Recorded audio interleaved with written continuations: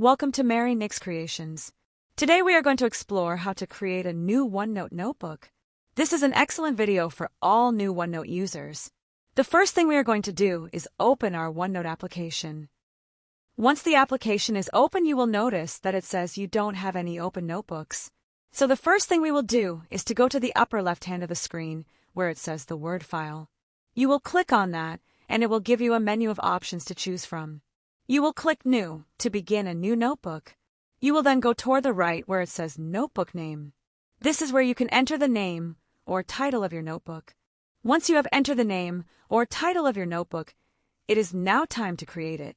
Below the prompt you will see a box that says Create Notebook. You will click on it.